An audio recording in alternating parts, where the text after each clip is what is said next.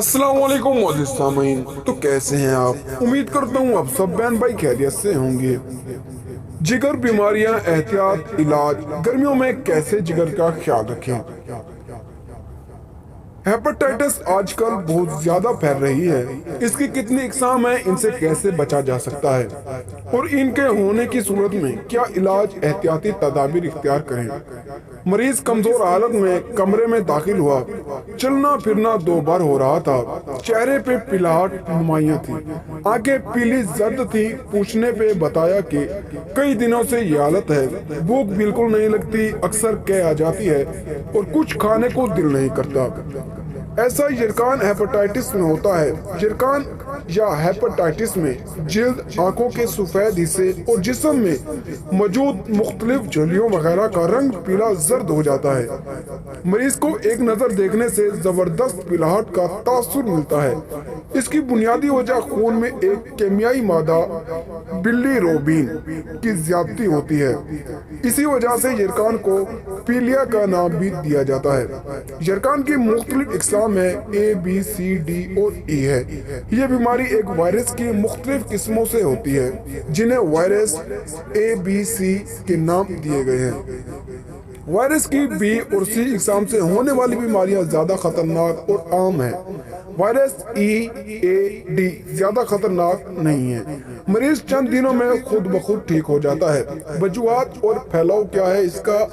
حفظان صحت کے اصولوں سے لا علمی، پانی اور سیوریج کے ناقص انتظام، پینے کے صاف پانی کی عدم دستیابی، انتقال خون کے لیے مناسب ٹیسٹوں کے فقدان کی وجہ جگر کی بیماری ہوتی ہے۔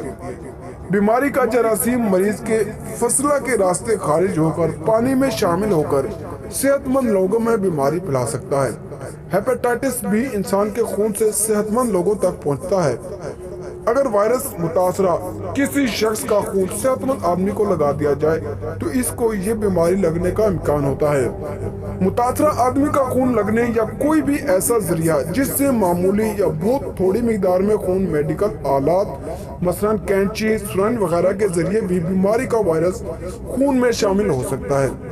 مریض کی جسمانی رطوبت سے بھی بیماری پھیل سکتی ہے۔ اس کے علاوہ مریض کے زیر استعمال اشیاء استعمال کرنے سے بھی بیماریاں لگ سکتی ہیں۔ ہیپاٹائٹس بی کا وائرس قربت کے تعلقات، جنسی اختلاط میں بھی ایک ساتھی سے دوسرے کو لگ سکتا ہے۔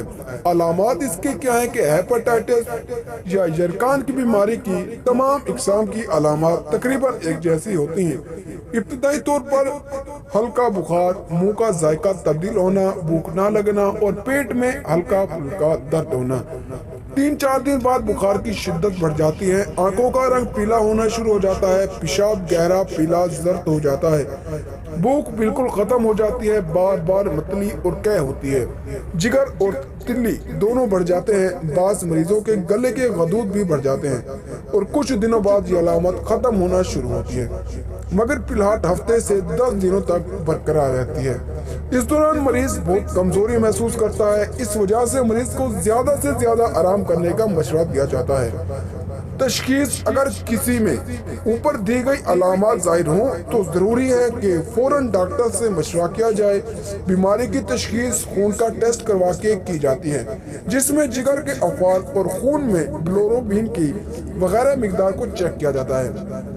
علاج اور احتیاط: جرکان ایک متعدی اور خطرناک مرض ہے جو وائرس سے ہوتا ہے۔ اس کے علاج میں سب سے اہم بات مکمل احتیاطی تدابیر کا اختیار کرنا ہے تاکہ ایک تو بیماری زیادہ خطرناک صورتحال اختیار نہ کرے، دوسری یہ کہ صحت مند لوگوں تک نہ پہنچ جائے۔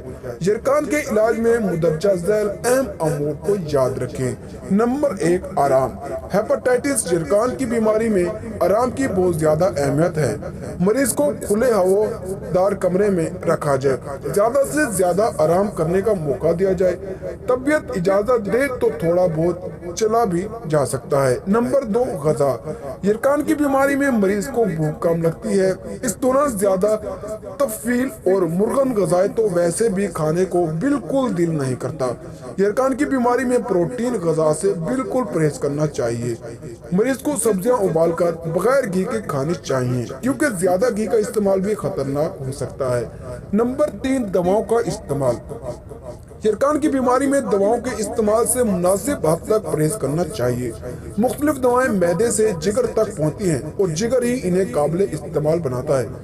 اس لیے اس بات کو ذہن نشین رکھیں کہ یرکان میں دوائیں کھانے سے جگر پر غیر ضروری بوجھ پڑے گا، کیونکہ وہ تو سب پہلے ہی زخمی بیمار ہوتا ہے۔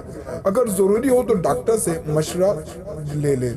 احتیاطی تدابیر اس کی یہ ہے کہ ہیپاٹائٹس بی کا تدارک اس کے حفاظتی ٹیکوں ویکسین کے کورس سے مکمل ہے۔ جو لوگ ہسپتال، کسی لیبارٹری، بلڈ بینک وغیرہ میں کام کرتے ہیں، انہیں چاہیے کہ یہ ویکسین ضرور لگوا لیں۔ نمبر 2، جب کسی کو یرکان کی بیماری ہو جائے تو اسے علیحدہ کمرے میں رکھیں۔